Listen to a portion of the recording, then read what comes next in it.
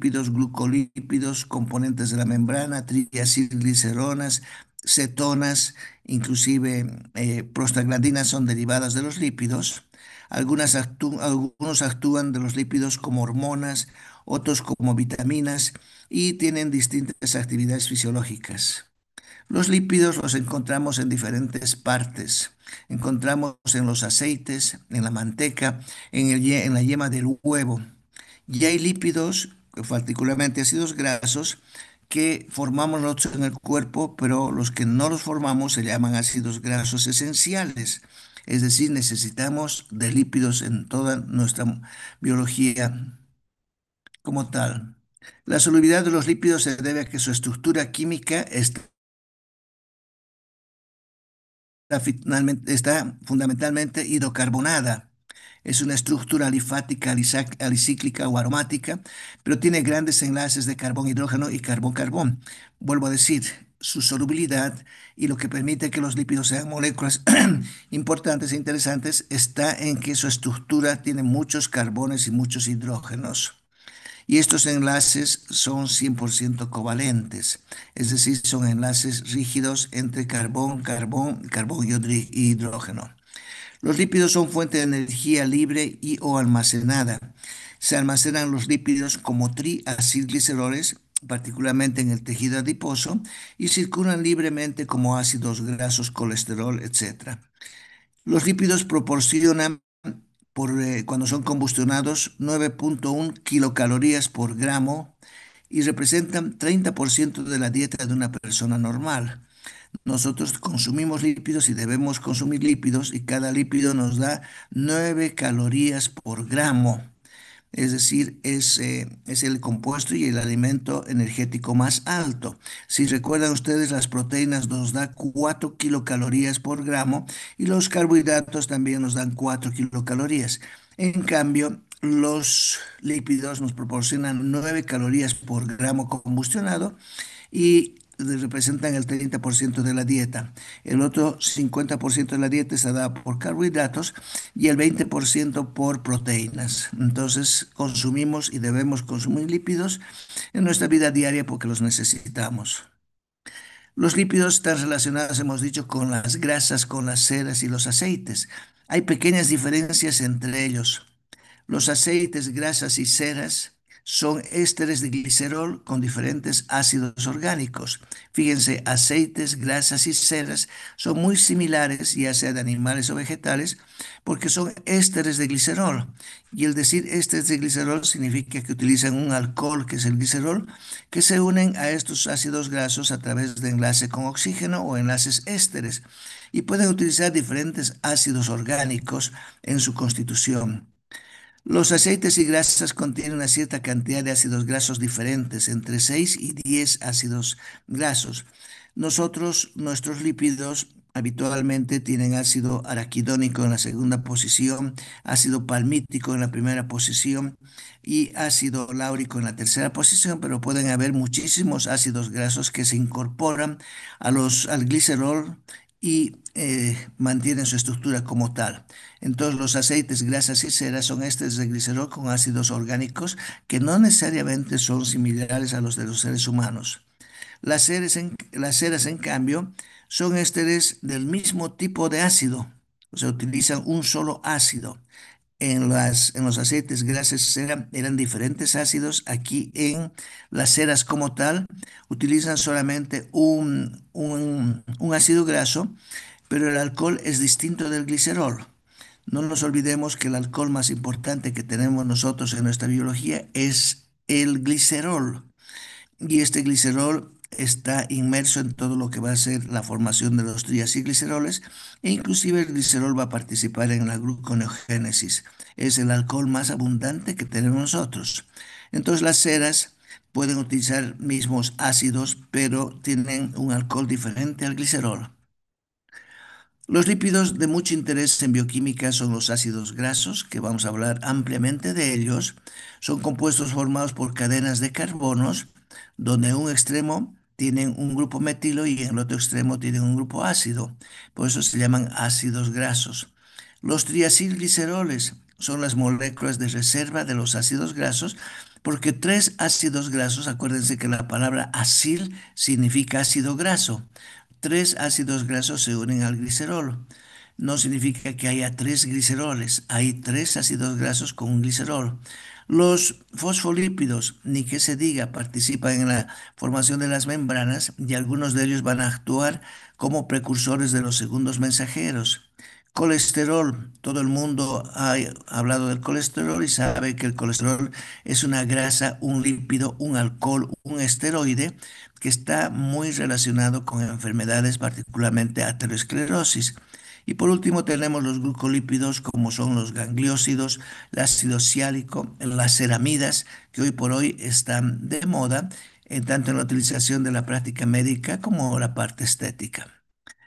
Los lípidos se encuentran en productos animales y también se encuentran en productos vegetales. En los vegetales no hay colesterol, no existe colesterol en los vegetales. En los vegetales, en vez de tener colesterol, tienen otro esteroide que se llama ergosterol. Entonces, los vegetales y los hongos tienen ergosterol.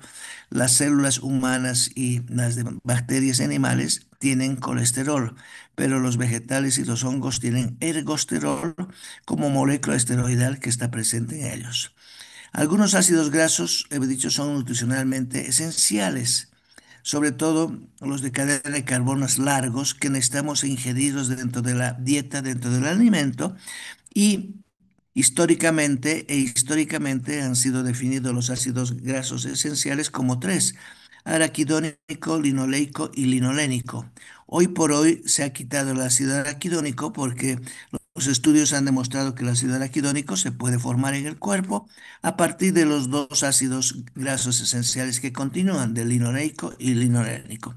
Por lo tanto, si hubiese una pregunta en algún examen, los ácidos grasos actualmente son solamente linoleico y linolénico, ácidos grasos esenciales de cadenas largas que tenemos que ingerir en la dieta. Pero algunos autores y algunos investigadores todavía mantienen que el ácido araquidónico no se forma en la cantidad necesaria en el cuerpo y debe ser considerado esencial o semiesencial. Esos son otros temas que no nos importan mucho, pero son ácidos grasos de cadenas largas que van a ir a incorporarse, particularmente al glicerol, o van a tener funciones importantes cuando son catalizados por diferentes enzimas. Los lípidos se pueden clasificar de diferentes maneras. Hay unas 20 maneras de clasificar a los lípidos y uno puede utilizar la que le guste. Así se pueden clasificar por su estructura básica, como lípidos simples complejos o lípidos asociados. Por sus funciones pueden ser ácidos grasos, triacilgliceroles, fosfolípidos, etcétera. Por su polaridad pueden haber ácidos o lípidos polares no polares. Por su capacidad de saponificación y formar jabones. Por su origen, pueden ser animal o vegetal. Por su contenido de colesterol, abundante o poco colesterol. Por sus características físicas, aceites, grasas, ceras, etcétera, etcétera. Si se fijan entonces en la clasificación de lípidos, puede uno clasificar de la manera que guste, porque tenemos más de 40 moléculas que son denominadas lípidos en nuestro organismo y cada una de ellas es relativamente compleja. Aquí tenemos otra clasificación de los lípidos: lípidos simples, lípidos complejos, lípidos asociados. Los lípidos simples, los ácidos grasos, las grasas neutras, las ceras. Los complejos ya son fosfoglicéridos, glucolípidos, lipoproteínas, porque tienen otro compuesto, además de ácido graso, en su estructura. Y los asociados a derivados de ellos tenemos a las prostaglandinas, a los terpenos, esteroides, etcétera, etcétera. También tenemos esta clasificación. Otra clasificación, hemos dicho que puede ser en función a la función que tienen los lípidos. Mm, Algo pasó, algo pasó que se fue. Aquí está. Entonces, dentro de la clasificación decía, pueden ser otras clasificaciones que se utilicen, como mencionar los ácidos grasos, triacilglicéridos, fosfolípidos, fosfolípidos, colesterol. Aquí faltarían cetonas y derivados del ácido araquidónico. Los ácidos grasos tienen como función combustible metabólico, componente de otra clase de lípidos. prácticamente son las moléculas más importantes de los lípidos porque van a estar en casi todas ellas, no en todas, pero en casi todas ellas. Los triacilglicéridos son la forma de almacenamiento de ácidos grasos y de energía química y se van a encontrar en gran cantidad en los adipocitos y se van a liberar de los adipocitos gracias al proceso que se llama lipólisis. Los fosfolípidos actúan como componentes de la membrana, ese es su principal rol, y son fuentes de ácido araquidónico, inositol y de glicerol a la vez. Los esfingolípidos son componentes de las membranas. El colesterol también es componente de las membranas, es precursor de las sales biliares y de las hormonas esteroidales. La forma en que sale el colesterol de nuestro cuerpo, además de salir libremente, es a través de las sales biliares por la bilis y también por la formación de hormonas esteroidales. Otra clasificación de lípidos, les decía que hay N clasificación de lípidos, son los no polares y los polares. Y aquí no vamos a volver a hablar porque ya hemos dicho que hay muchos tipos de lípidos.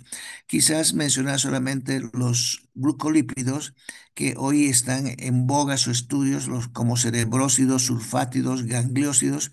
Los gangliósidos están jugando un rol muy importante, particularmente en el intestino, porque se ha visto que los gangliósidos actúan en muchas ocasiones como receptores.